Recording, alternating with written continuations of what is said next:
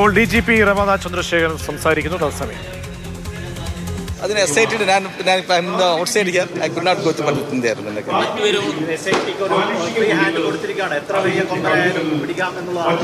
Definite ആയിട്ട് SIT യാതൊരു റിസ്ട്രിക്ഷനോ അങ്ങനെ ഒന്നുമില്ല. SIT is functioning under the supervision of the Honorable High Court of Kerala.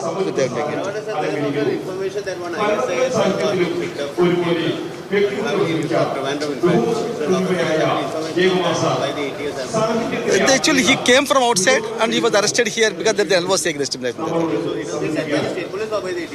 ATS. State police and ATS, we are together only. We work on Paratna. Any more arrests likely? Any other leads? That I have to put about that. I actually have to check up that data and get back to you. And sir, you had a talk on this narcotics business, and the hunt has been going on for a long time.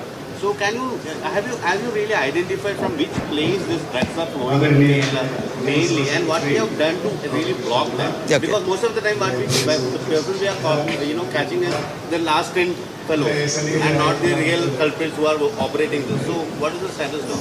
Actually, I would like to put it in like this.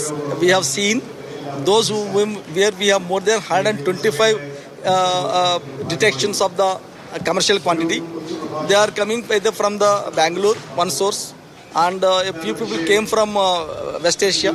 They are also there, like Oman and other places. And a few catches have come from the Bangalore and Bombay also. The traditional drug like ganja. SIT അതിന്റെ അന്വേഷണം ശരിയായ ദിശയിലേക്ക് കൊണ്ടുപോകുന്നു എന്നടക്കമുള്ള കാര്യങ്ങളാണ് അദ്ദേഹം പറഞ്ഞത്. അഭിലാഷ്, ഇപ്പോൾ ഈ കേസിന്റെ നാൾ വഴികൾ പരിശോധിക്കുമ്പോൾ ഗൗരവമേറിയ അറസ്റ്റാണ്, ഏറ്റവും പ്രധാനപ്പെട്ട ഒരു അറസ്റ്റാണ് ഇന്ന് ഇപ്പോൾ SIT നടത്തിയിരിക്കുന്നത്. ഇനി ഈ സ്വർണ്ണക്കൊള്ളയുമായി ബന്ധപ്പെട്ട് നമുക്കൊക്കെ ഉണ്ടായിട്ടുള്ള സംശയങ്ങളിൽ ഒന്ന് ഈ പറയുന്ന തൊണ്ടി മുതൽ എവിടെ എന്നുള്ളതാണ്. അതിനപ്പുറത്തേക്ക് ഈ തൊണ്ടി മുതലുമായി ബന്ധപ്പെട്ട് ഈ സ്വർണ്ണപ്പാളികളൊക്കെ തന്നെ പല സ്ഥലങ്ങളിൽ കൊണ്ടുപോയി പ്രദർശനം നടത്തി അങ്ങനെ ഒരുപാട് പണങ്ങൾ ഈ പ്രതികൾ സമാഹരിച്ചിട്ടുണ്ട്. അതുമായി ബന്ധപ്പെട്ട് അത് എവിടെ കൊണ്ടുപോയിട്ടുണ്ട്, അല്ലെങ്കിൽ ഒരു നമുക്കറിയാം ജയറാമിൻ്റെ പേര് പോലും ഈ കേസിലൊക്കെ തന്നെ കടന്നു വന്നിട്ടുണ്ട്. അപ്പോൾ ഒരുപാട് ചോദ്യം ചെയ്യൽ ഇനിയുമുണ്ടോ? അതല്ല, അതൊക്കെ ബിരിൽ പറഞ്ഞതുപോലെ ഒരു 19-ാം തീയതിക്ക് അകം പൂർത്തിയാക്കേണ്ടതുണ്ട്. ആ 19-ാം തീയതിക്കകം നമ്മൾ ഇനി പ്രതീക്ഷിക്കേണ്ട സുപ്രധാന ചോദ്യം ചെയ്യലുകൾ അല്ലെങ്കിൽ സംശയിക്കുന്ന കാര്യങ്ങൾ എന്തായിരിക്കാം? ഇതൊരു ഏറ്റവും പ്രധാനപ്പെട്ട വഴിത്തിരിവാണ്. അപ്പോൾ എങ്ങനെ എത്തി ഉണ്ണികൃഷ്ണൻ പോറ്റി ശബരിമലയിൽ എന്ന ചോദ്യത്തിന് ഉത്തരമായിരിക്കുന്നു. 2007 മുതൽ ഉണ്ണികൃഷ്ണൻ പോറ്റിയുമായുള്ള പരിചയമുള്ളത് തന്ത്രിക്കാണ്. തന്ത്രി മുഖേനയാണ് ഉണ്ണികൃഷ്ണൻ പോറ്റി സന്നിധാനത്ത് എത്തിയിരിക്കുന്നത്.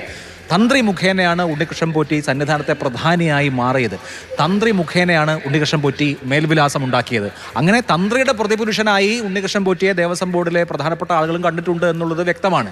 ഇനി അറിയേണ്ടത്, ഇതിനോടകം തന്നെ SIT മനസ്സിലാക്കിയിട്ടുള്ള ഒരു കാര്യം, തന്ത്രിയുടെ ഇനീഷ്യേറ്റീവിലാണ് ആദ്യത്തെ അറ്റകുറ്റപ്പണികൾ നടന്നിട്ടുള്ളത് എന്നുള്ളതാണ്. അതായത് ശ്രീകോവിലിൻ്റെ വാതിലിൻ്റെ പാളി കൊണ്ടുപോയതുമായി ബന്ധപ്പെട്ട് അവിടെ അറ്റകുറ്റപ്പണി വേണം എന്ന് തന്ത്രി നിർദ്ദേശിക്കുന്നു. അതനുസരിച്ച് ദേവസ്വം ബോർഡ് തീരുമാനമെടുക്കുന്നു. തുടർന്ന് ഗോവർദ്ധൻ എന്ന സ്പോൺസറെ കണ്ടെത്തിക്കൊണ്ട് ഉണ്ണികൃഷ്ണൻ പോറ്റി വരുന്നു. അപ്പോൾ ഉണ്ണികൃഷ്ണൻ പോറ്റി സ്പോൺസറായത്, ഉണ്ണികൃഷ്ണൻ പോറ്റി എന്ന പരികർമ്മി, ഉണ്ണികൃഷ്ണൻ പോറ്റി എന്ന അവിടെ സാധാരണ നിലയിൽ ജോലി ചെയ്തിരുന്ന ഒരാൾ സ്പോൺസറായി മാറിയത്, സ്പോൺസറുടെ രൂപത്തിൽ അവതരിച്ചത് ഈ തന്ത്രിയുടെ പിൻബലത്തിലാണ് എന്നുള്ളത് വളരെ വ്യക്തമാണ്. അപ്പോൾ പോറ്റിയെ കയറ്റിയത് തന്ത്രിയാണ്. ആ ഭാഗം അവിടെ ക്ലിയർ ആയി കഴിഞ്ഞിരിക്കുന്നു. ഇനി എന്തൊക്കെ മോഷണമാണ് നടന്നിട്ടുള്ളത് എന്നും ആ മോഷണം മുതൽ എവിടെ പോയിരിക്കുന്നു ഇതാണ് അറിയേണ്ടത്. കോയിൻസിഡൻസ് വളരെ പ്രധാനപ്പെട്ടതായിരുന്നു.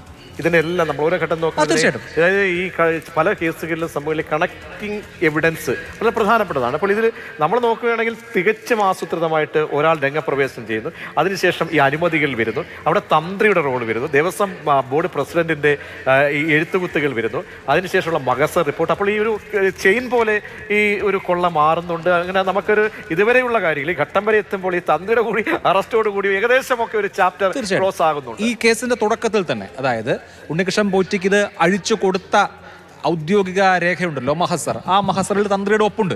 അപ്പോൾ തന്ത്രി കൂടി അറിഞ്ഞ് തന്ത്രിയുടെ സമ്മതത്തിൽ തന്ത്രിയുടെ അനുമതിയിലാണ് ഇത് കൊടുത്തയച്ചിരിക്കുന്നത് എന്നുള്ളത് വ്യക്തമാണ്. അന്ന് തന്ത്രി വിശദീകരിക്കാൻ ശ്രമിച്ചത് ഇക്കാര്യത്തിൽ ബോർഡ് തീരുമാനമെടുത്തു, ഉദ്യോഗസ്ഥർ എന്നോട് അനുമതി വേണമെന്ന് പറഞ്ഞു, അപ്പോൾ ഞാൻ അനുമതി കൊടുത്തു. അത് സാങ്കേതികമായ ഒരു കാര്യമാണല്ലോ. തന്ത്രിയുടെ അനുമതി എന്നുള്ളത് വേണ്ട ഒരു കാര്യമാണ്. ആചാരപരമായി ഇതുപോലെയുള്ള ഒരു കാര്യത്തിന് തന്ത്രിയുടെ അനുമതി വേണം. അപ്പോൾ അദ്ദേഹത്തോട് ആവശ്യപ്പെട്ടതോട് അദ്ദേഹം കൊടുത്തു എന്നാണ് നമ്മൾ അന്ന് മനസ്സിലാക്കിയിരുന്നത്. പക്ഷേ SIT അന്വേഷിച്ച് വരുമ്പോൾ കാര്യങ്ങൾ അങ്ങനെയല്ല.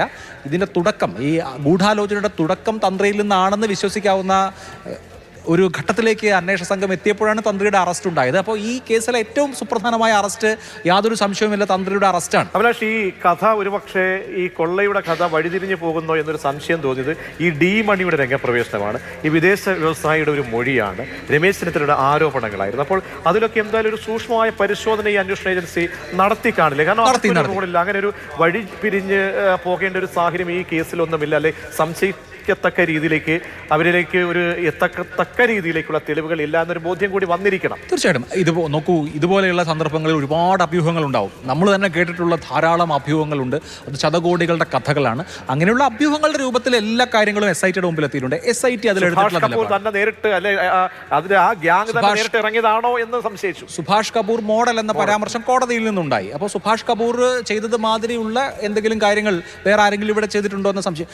ഈ പറഞ്ഞ എല്ലാ കാര്യങ്ങളും പരിശോധിച്ചിട്ടുണ്ട്. ഇത് അങ്ങനെയല്ല, ഇത് വെറും അഭ്യൂഹമാണെന്ന് പറഞ്ഞ് വിട്ടിട്ടില്ല. ഇതെല്ലാം പരിശോധിച്ചിട്ടുണ്ട്. പക്ഷേ അതിനെ കൊറോബറേറ്റ് ചെയ്യുന്ന ഈ ആരോപണങ്ങളെ ഏതെങ്കിലും തരത്തിൽ ശരിവെക്കുന്ന യാതൊരു തെളിവുകളും ഉണ്ടായിരുന്നില്ല. അതാണ് ഇതിൽ പ്രശ്നം. മാത്രമല്ല, ഇത് ആൻറ്റിക് എന്ന് നമുക്ക് ഈ ഇപ്പോൾ ശ്രീകോവിലിൻ്റെ വാതിലിനെയോ അതല്ലെങ്കിൽ ഈ ദ്വാരപാലക ശില്പത്തിൽ പൊതിഞ്ഞിരിക്കുന്ന പാളികളെയോ കാണാൻ കഴിയില്ല. കാരണം അത് ഈ സമീപ വർഷത്ത്, അതായത് 98, 99 കാലത്ത് വന്ന 99, 98 കാലത്ത് പിന്നെ ക്ലാഡ് ചെയ്തിട്ടുള്ള സ്വർണ്ണമാണ്. ആ സ്വർണ്ണത്തിന് നമുക്ക് ആൻറ്റിക് പ്രോപ്പർട്ടി എന്ന നിലയിലുള്ള ഒരു വാല്യൂ ആരോപിക്കുന്നതിൽ കാര്യമില്ല. ആൻറ്റിക് വാല്യൂ അതിനില്ല. പക്ഷേ ശബരിമലയിൽ ഇരുന്നത് എന്ന വിശുദ്ധമായ ഒരു വാല്യൂ സ്വാഭാവികമായിട്ടും അതിനുണ്ട്. ആ നിലയ്ക്കുള്ളൊരു വിശ്വാസക്കൊള്ള നടന്നിട്ടുണ്ടോ എന്ന സംശയം പലർക്കും പ്രബലമായി ഉണ്ടായിരുന്നു. അതും അന്വേഷിച്ചിട്ടുണ്ട്. പക്ഷേ അതിലേക്കൊന്നും നയിക്കുന്ന യാതൊരു തെളിവുകളും ഉണ്ടായില്ല. രമേശ് ചെന്നിത്തലയോട് ഒരു വ്യവസായി ഒരു കാര്യം പറഞ്ഞു.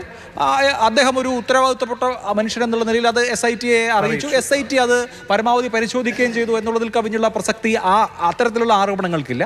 അപ്പോഴും ഈ പറഞ്ഞ കേസ് എന്ന് പറയുന്നത് ശബരിമലയിലെ ദ്വാരപാലക ശില്പങ്ങളിലെ പാളികളും കട്ടിളപ്പാളിയിൽ ഉണ്ടായിരുന്ന സ്വർണവും അവിടെ നിന്ന് കൊണ്ടുപോയി ചെന്നൈയിൽ കൊണ്ടുപോയി ഉരുക്കി അതിലെ ഒരു പ്രധാന ഭാഗം അടിച്ചെടുത്ത് അതേ സ്വർണം കൊണ്ട് ബാക്കി പൂശി തിരിച്ചെത്തിച്ചു, ഫിറ്റ് ചെയ്തു എന്നുള്ളതായിരുന്നു കേസ്. അപ്പോൾ ആ കേസിൽ തന്നെയാണ് ഇപ്പോൾ തന്ത്രി അറസ്റ്റിലായിരിക്കുന്നത്. അതിനപ്പുറത്തുള്ള മാനങ്ങളിലേക്ക് പോകാനുള്ള വസ്തുത നമ്മുടെ കയ്യിലുമില്ല, അന്വേഷണ സംഘത്തിൻ്റെ കയ്യിലുമില്ല.